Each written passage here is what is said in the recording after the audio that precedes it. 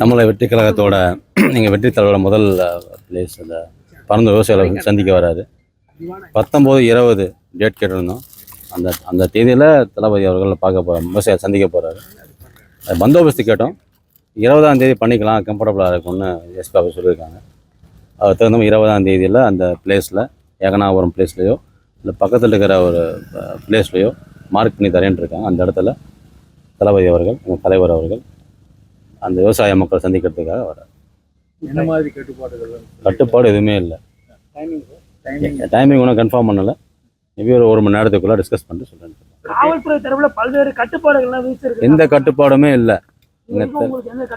இது எந்த கட்டுப்பாடும் இல்லை. அந்த 12ஆம் தேதி அன்னைக்கு அந்த 10ஆம் தேதி ப்ரோக்ராமில் எந்த இடத்துல வேணாலும் மீட் பண்ணலாம். பரந்தூர் மக்களை நீங்கள் சந்திக்க வரீங்க, பரந்தூர் மக்களை சந்திச்சுக்கலாம். அதே போல் வெளியில இருந்து ரசிகர்கள் வருவாங்க பார்க்கணும்னு சொல்லிட்டு, அந்த மாதிரிலாம் ஒரு இடத்துல செக் போஸ்ட் போட்டுருக்கோம், அது மாதிரி சொல்லியிருக்காங்க.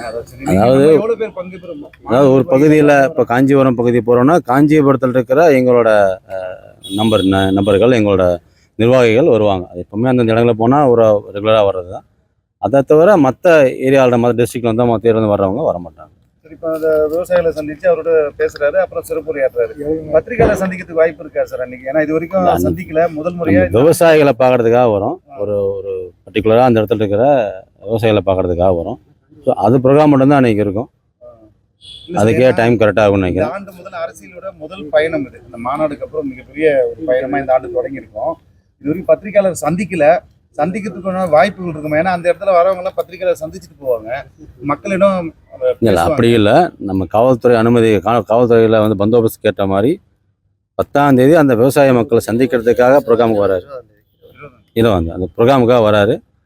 அந்த விவசாயிகளை சந்திச்சுட்டு மற்ற வேலைகள் என்னவோ அதை ஃபாலோ பண்ணுவார். மேற்கொண்டு நம்ம நீங்கள் சொல்கிற பத்திரிகை சந்திப்பெல்லாம் வந்து ஃபியூச்சரில் வந்துட்டு அழைப்பு கொடுத்துருக்காரு செல்வ பிறந்தகை, இந்த கூட்டணிக்கு வந்துருங்க, ஆர்எஸ்எஸ் பக்கம் போயிட்டு. அதுக்கெல்லாம் நிறையா தூரங்கள் இருக்குது, ட்ராவல் பண்ண தூரம் நிறையா இருக்குது. அப்போ அதை பற்றி பேசுகிறேன். விவசாயிகள் சந்திக்கிற நேரம் எவ்வளோ நேரம்?